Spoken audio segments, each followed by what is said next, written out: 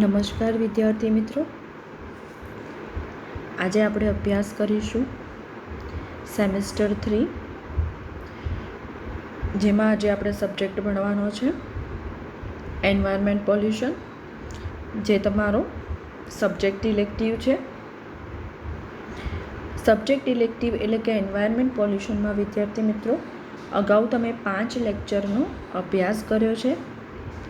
એ 5 લેક્ચરમાં તમે સૌ પ્રથમ તો પ્રદૂષણ કોને કહેવાય એનો અભ્યાસ કર્યો તો પ્રથમ લેક્ચરમાં.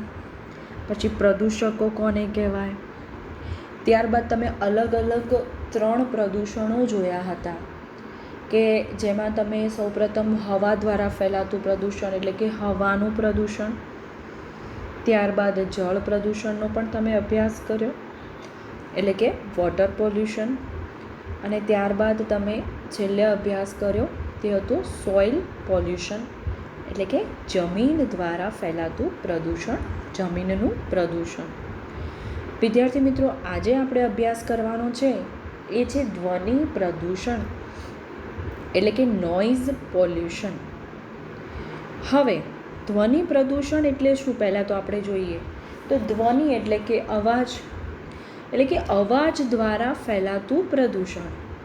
તો વિદ્યાર્થી મિત્રો, અવાજ કોના દ્વારા ફેલાય, તો એમાં તમે કોનો સમાવેશ કરી શકો, તો મનુષ્ય છે, પ્રાણીઓ છે, યંત્રો છે, ગાડીઓ છે, કાર, મોટર વગેરે દ્વારા, એટલે કે વગેરે શું કરશે, અવાજ. તો એ અવાજના દ્વારા જે ફેલાતું પ્રદૂષણ છે એને આપણે કયું પ્રદૂષણ કહીશું, ધ્વનિ પ્રદૂષણ. તો જો હું વાંચું છું, મનુષ્ય, પ્રાણીઓ, યંત્રો વગેરે દ્વારા થતા વધુ પડતા અવાજને કારણે વાતાવરણની શાંતિ અને સહજતા અસંતુલિત થાય છે, જેને આપણે શું કહીશું, ધ્વનિ પ્રદૂષણ. હવે તમને શું કીધું છે કે વાતાવરણ, આપણી આસપાસનું જે એટમોસ્ફિયર છે એ અવાજના કારણે કેવું બનશે કે જેની શાંતિ અને સહજતા એ ઇનબેલેન્સ થઈ જશે એટલે કે અસંતુલિત થઈ જાય છે, જેને આપણે શું કહીશું, ધ્વનિ પ્રદૂષણ. આ થઈ ધ્વનિ પ્રદૂષણની વ્યાખ્યા. હવે ધ્વનિ એટલે કે નોઇઝ. તો નોઇઝ શબ્દ ક્યાંથી આવ્યો, તો નોઇઝ શબ્દ જે છે એ લેટિન શબ્દ છે, અને એ લેટિન શબ્દ શેના ઉપરથી આવ્યો છે, તો કે ભાઈ નોસિયસ.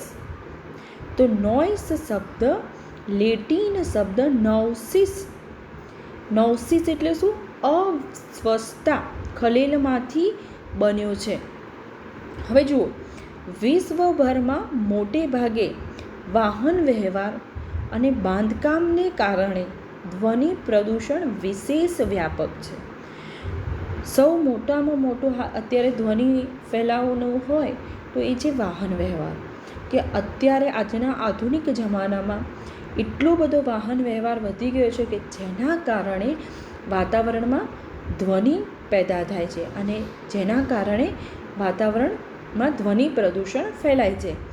પછી બીજું છે બાંધકામ, કે અત્યારે મોટી મોટી બિલ્ડિંગ્સ તમે જુઓ છો કે અત્યારે બાંધકામ પણ એટલા બધા વધી ગયા છે કે વાહન વ્યવહાર અને બાંધકામને કારણે ધ્વનિ પ્રદૂષણ વિશેષ વ્યાપક છે. બીજું છે વાહનોના એન્જિનના અવાજ, એટલે કે જે વાહનો છે એના એન્જિનના અવાજ છે, પછી વિમાન છે, પછી એરક્રાફ્ટ છે ના અવાજ છે, પછી રેલવેનો અવાજ છે, પછી ઔદ્યોગિક અવ્યવસ્થા વગેરે આ પ્રદૂષણના સ્ત્રોત છે.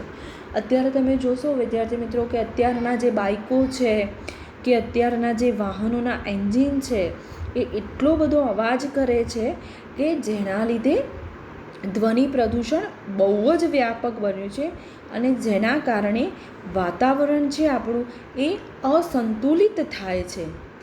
તેના ઉપરાંત આપણે જોઈએ તો કે ભાઈ રહેણાંક વિસ્તારની ગીચતા, એટલે કે તમે અત્યારે જુઓ કે ભાઈ રહેણાંક વિસ્તારની ગીચતા, કે વધારે પડતા રો હાઉસ હોય અમુક સોસાયટીમાં, તો કે રહેણાંક વિસ્તારની ગીચતા અને અવ્યવસ્થાના લીધે પણ ધ્વનિ પ્રદૂષણ જોવા મળે છે. એટલે કે વધારે પડતે વસ્તીની ગીચતા હોય તો જેના લીધે અવ્યવસ્થા ઉત્પન્ન થાય તેના લીધે પણ ધ્વનિ પ્રદૂષણ જોવા મળે છે. હવે આગળ જોઈએ તો કે ભાઈ અવાજની ઉચ્ચ તીવ્રતા સજીવ સૃષ્ટિ પર ખલેલ પહોંચાડીને કે વધારે પડતો ઘોંઘાટ કે વધારે પડતા અવાજના લીધે શું થાય છે, સજીવ સૃષ્ટિ પર ખલેલ પહોંચે છે. હવે આ સજીવ સૃષ્ટિ પર કઈ રીતે ખલેલ પહોંચશે તો કે ભાઈ એના અંદર માનસિક અને શારીરિક તકલીફો પેદા કરે છે કે જે સજીવ હોય વધારે પડતા અવાજના લીધે મનુષ્ય પર માનસિક અને શારીરિક તકલીફો જોવા મળે છે.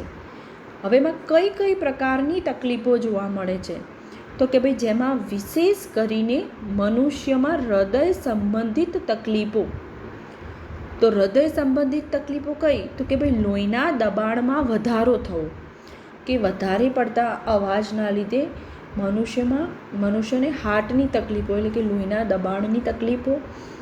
ત્યારબાદ તણાવમાં વધારો એટલે કે સ્ટ્રેસ વધી જાય, બેચેની થવું, માથાનો દુખાવો, અનિદ્રા, પ્રજનન ક્ષમતામાં ઘટાડો, ગર્ભવતી સ્ત્રીને અશાંતિ અને કાયમી બહેરાશ વગેરે ગંભીર શારીરિક અને માનસિક પ્રશ્નો પેદા થાય છે.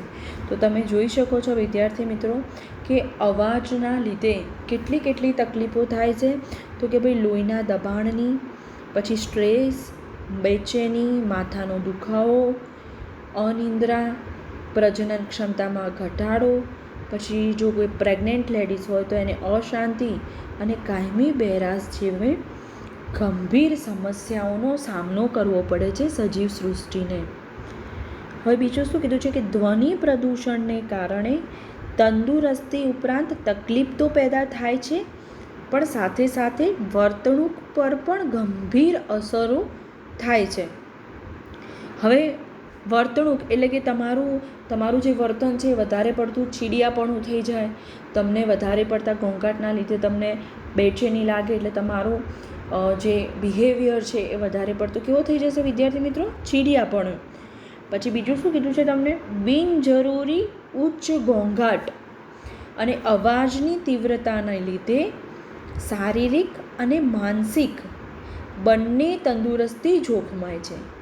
એટલે તમને શું કીધું છે કે બિનજરૂરી જે ઘોંઘાટ હોય એનાથી દૂર રહેવું, કારણ કે તેના લીધે શારીરિક અને માનસિક બંને તંદુરસ્તી જોખમાય છે. હવે આગળ જોઈએ તો કે ભાઈ ધ્વનિ પ્રદૂષણ અને વન્ય પ્રાણીઓ. ધ્વનિ પ્રદૂષણને લીધે વન્ય પ્રાણીઓ પર પણ શું અસર જોવા મળે છે તો એ જોઈએ કે ધ્વનિ પ્રદૂષણની અસર કેવલ મનુષ્ય જાતિ પર નથી થતી પણ માનવી અને વનસ્પતિઓ પર નથી થતી પરંતુ વન્ય પ્રાણીઓ પર જોવા મળે છે. એટલે તમને શું કીધું છે કે ધ્વનિ પ્રદૂષણના લીધે ખાલી સજીવ સૃષ્ટિ એટલે કે મનુષ્ય અને વનસ્પતિ પર પણ તો જોવા મળે જ છે પણ એના સિવાય બીજે શેમાં જોવા મળે છે કે જે વન્ય પ્રાણીઓ હોય તેના પર પણ આપણે ધ્વનિ પ્રદૂષણ જોવા મળે છે. તો હવે કઈ રીતે તો જો પ્રાણીઓના ઋતુચક્ર, પ્રજનનકાળ અને વર્તણૂક ઉપર નોંધપાત્ર રીતે વિપરીત અસરો પેદા થાય છે. એટલે કે પ્રાણીઓનો જે ઋતુચક્ર પ્રજનનકાળ હોય તેના ઉપર આ જે ધ્વનિ પ્રદૂષણ છે એ ખૂબ જ વિપરીત અસર પેદા કરે છે અને એની વર્તણૂક પર પણ. હવે બીજું તમને શું કીધું છે કે મનુષ્યની જેમ તેઓમાં પણ કાનની બહેરાશ અને ચીડિયાપણું જોવા મળે છે. એટલે તમને શું કીધું છે કે જેમ મનુષ્યમાં પણ ચીડિયાપણું વધારે પડતા અવાજના લીધે જોવા મળે છે તેમ પ્રાણીઓમાં પણ મનુષ્યની જેવું જ કાનની બહેરાશ અને ચીડિયાપણું જોવા મળે છે. હવે આગળ જોઈએ કે પ્રાણીઓની વર્તણૂક અને ટેવોમાં નોંધપાત્ર ફેરફાર જોવા મળે છે. શેના લીધે ફેરફાર જોવા મળે છે તો કે ભાઈ ધ્વનિ પ્રદૂષણના લીધે જે પ્રાણીઓ હોય એની વર્તણૂક અને ટેવોમાં નોંધપાત્ર ફેરફાર આપણને જોવા મળે છે. કઈ રીતે તો એનું તમને એક્ઝામ્પલ આપ્યું છે કે દાખલા તરીકે દરિયાઈ લશ્કરી કવાયતોને લીધે જે દરિયાઈ તો મતલબ જે યુદ્ધ થાય છે એટલે કે દરિયાઈ લશ્કરી કવાયતોને લીધે વહેલ માછલીઓ દરિયાની ઉપરની સપાટી કે કિનારે આવે છે અને મૃત્યુ પામે છે, જે આ એક ધ્વનિ પ્રદૂષણનું જ કારણ છે. પછી શું કીધું છે તમને કે ધ્વનિ પ્રદૂષણને લીધે પ્રાણીઓમાં એકબીજા સાથેનો સંપર્ક વાતચીતમાં ખલેલ ઉદ્ભવે છે. પરિણામે પ્રાણીઓ ઊંચા અવાજો કરતા જોવા મળે છે. હવે તમે જોયું હશે કે તમે અમુક વન્ય જગ્યાએ ગયા છો તો પ્રાણીઓ વધારે પડતી ગર્જના કરતા તમને જોવા મળશે. તો જે પણ એક કારણ છે ધ્વનિ પ્રદૂષણનું. પછી બીજું તમને કીધું છે કે વૈજ્ઞાનિકોએ નોંધ્યું છે કે સબમરીન નજીકના વિસ્તારોમાં વહેલ માછલી ઊંચા અવાજો કરતી જોવા મળે છે. હવે સબમરીન જે જગ્યા હશે એ જગ્યાએ તમને ઘોંઘાટ વધારે પડતો જોવા મળશે, જેના લીધે વહેલ માછલીઓ વધારે પડતો ઊંચો અવાજ કરતી જોવા મળે છે, જે પણ એક ધ્વનિ પ્રદૂષણનું જ કારણ છે. પછી કીધું છે કે વધતા જતા ધ્વનિ પ્રદૂષણને લીધે ચિંતા, તણાવ, ઉશ્કેરાટ, અનિદ્રા, ચીડિયાપણું વગેરે પ્રશ્નો આજના માનવીને સતાવે છે. એટલે કે ધ્વનિ પ્રદૂષણના લીધે મનુષ્ય કયા કયા પ્રશ્નોનો સામનો કરે છે? તો કે વધારે પડતું સ્ટ્રેસ લેવો, તણાવ, ઉશ્કેરાટ, નાની નાની વાતોમાં ઉશ્કેરાઈ જવું, અનિદ્રા એટલે કે ઊંઘ ન આવી, ચીડિયાપણું વગેરે પ્રશ્નો માનવીને સતાવે છે. પછી બીજું કીધું છે કે ભાઈ શહેરી વિસ્તારોમાં અને વિશેષ કરીને ગીચ વિસ્તારો, તો ગીચ વિસ્તારોમાં એટલે કે ટ્રાફિક ભરેલા વિસ્તારોમાં અથવા તો કારખાનામાં કામ કરતા વગેરે લોકોને ધ્વનિ પ્રદૂષણને કારણે ચિંતાજનક પ્રમાણમાં શારીરિક અને માનસિક રોગો ઉદ્ભવે છે. હવે અહીંયા તમને એવું કીધું છે કે શહેરી વિસ્તારો અને એમાં પણ જો તમે કોઈ ગીચ વિસ્તારમાં રહેતા હોય અથવા તો કોઈ ટ્રાફિક ભરેલા વિસ્તારમાં તમારું ઓફિસ કે કોઈ કારખાનામાં આવેલું હોય તો એ કારખાનામાં કામ કરતા વગેરે લોકોને ધ્વનિ પ્રદૂષણના લીધે શારીરિક અને માનસિક રોગોનો સામનો કરવો પડે છે. ત્યારબાદ અવાજને ડેસિબલમાં માપવામાં આવે છે. હવે જુઓ, ધ્વનિ એટલે કે અવાજ એટલે કે નોઇઝને આપણે માપવો હોય, નોઇઝની તીવ્રતા, તો આપણે શેમાં માપીશું? ડેસિબલમાં. તો હવે આનું માપ કેટલા ડેસિબલથી કેટલા ડેસિમલ હોઈ શકે? તો અલગ અલગ અવાજ માટે અલગ અલગ ડેસિમલ હોય. તો અહીંયા તમને કીધું છે કે આનું માપ 0થી શરૂ થાય છે. હવે જો 0 ડેસિબલ હોય એટલે કે એકદમ નીરવ શાંતિ. જ્યારે અવાજનું ડેસિબલ 0 હોય એટલે વાતાવરણ એકદમ શુદ્ધ બને છે. પછી જો અવાજનું પ્રમાણ 10 ડેસિબલ વધે, જો 0 ડેસિબલથી અવાજનું પ્રમાણ 10 ડેસિબલ વધે એટલે આગલા માપ કરતાં અવાજ કેવો થઈ જશે? બમણો થયો તેમ કહેવાય, કારણ કે 0 ડેસિબલથી અવાજ 10 ગણો વધી જાય તો બમણો. પછી સામાન્ય વાતચીત વખતે 60 ડેસિબલ અવાજ થાય છે. હવે આપણે જે નોર્મલી 2 જણા લોકો અવાજ કરે તો એ વખતે અવાજનો આપણે જો ડેસિબલ માપવો હોય તો એ કેટલું હોય? 60 ડેસિબલ. હવે અહીંયા તમને કીધું છે કે ભાઈ રેફ્રિજરેટર અને વોશિંગ મશીન એ જે બંને છે એ 45થી 50 ડેસિબલ અવાજ કરે છે.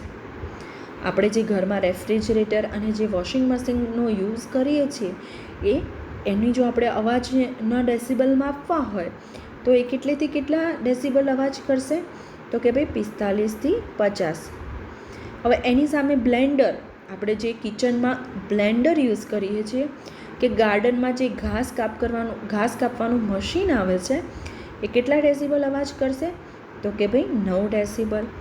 એટલે જો વિદ્યાર્થી મિત્રો કે જો નીરવ શાંતિ હોય તો અવાજ 0 ડેસિબલ ગણાય. પછી જો 10 ડેસિબલ વધે તો 0 ડેસિબલ અવાજ કરતાં કેવો થશે? બમણો જોવા મળશે. પછી કોઈ જે સામાન્ય 2 જણા વાતચીત કરતા હોય તો એ વખતે તમને કેટલો અવાજ જોવા મળશે? તો કે ભાઈ 60 ડેસિબલ. પછી એ જ રીતે રેફ્રિજરેટર અને વોશિંગ મશીન એ બંને કેટલો અવાજ કરશે? તો કે ભાઈ 45થી 50. એની સામે બ્લેન્ડર છે કે ગાર્ડનમાં ઘાસ કાપવાનું જે મશીન છે એ કેટલો અવાજ કરશે? તો કે ભાઈ 90 ડેસિબલ અવાજ કરે છે. પછી અહીંયા તમને આપ્યું છે કે રોક કોન્સર્ટ એટલે કે જે ખીણ હોય એ કે પાવર ડ્રીલ મશીન, જે આપણે ડ્રીલ મશીન આવે છે એ કેટલો અવાજ કરશે? ધારો કે રોડ તોડવા માટે પેલું જે પાવર ડ્રીલ મશીન આવે છે એ કેટલો અવાજ કરશે? તો કે ભાઈ 140 ડેસિબલ. પછી શહેરનો જે ટ્રાફિક છે એ 80 ડેસિબલ 80. પછી ઘોંઘાટવાળી ઓફિસ છે એ 70થી 80 ડેસિબલ.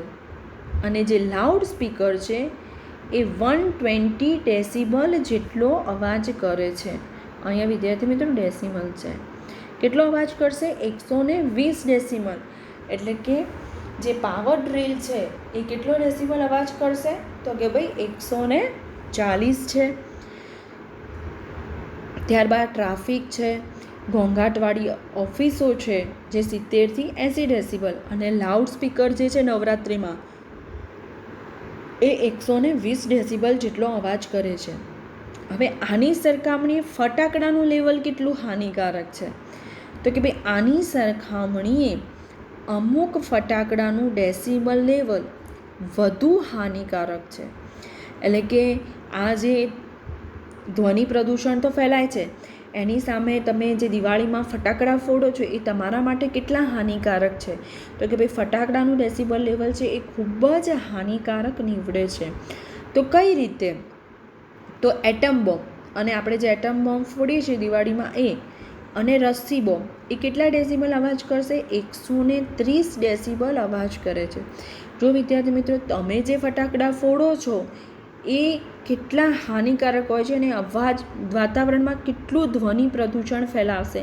તો કે ભાઈ 130 ડેસિમલ, જે મનુષ્ય માટે ખૂબ જ હાનિકારક છે.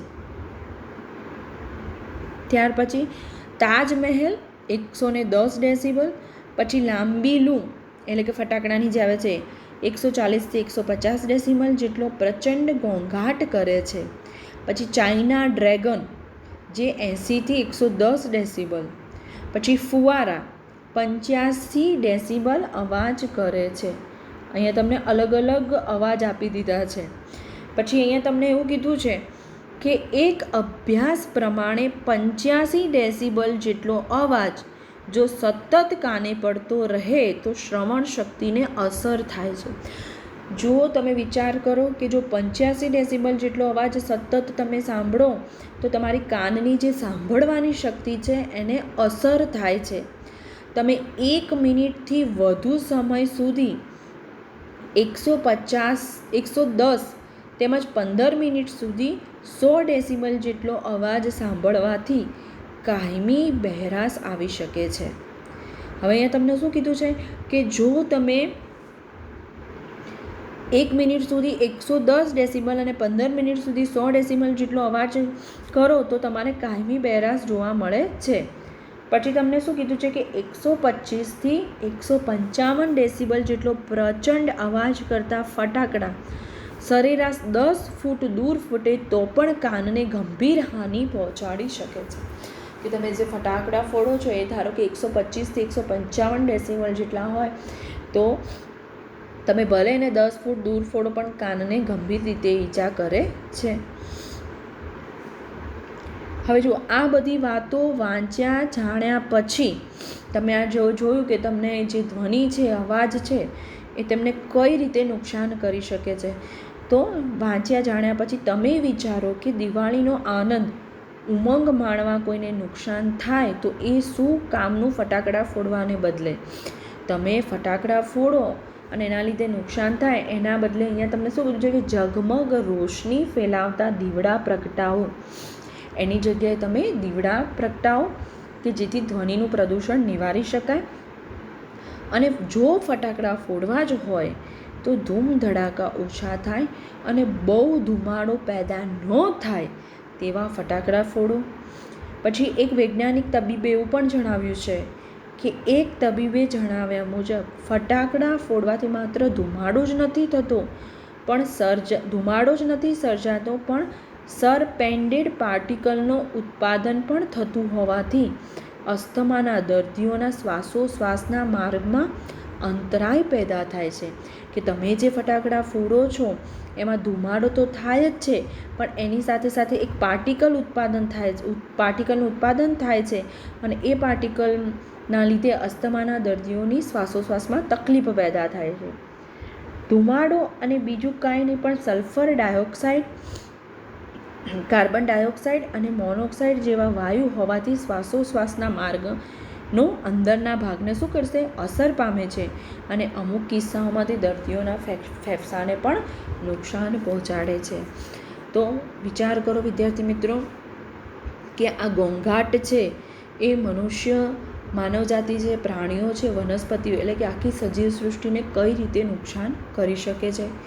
તો વિદ્યાર્થીઓ, આજના લેક્ચરમાં આપણે જોયું ધ્વનિ પ્રદૂષણ કોને કહેવાય.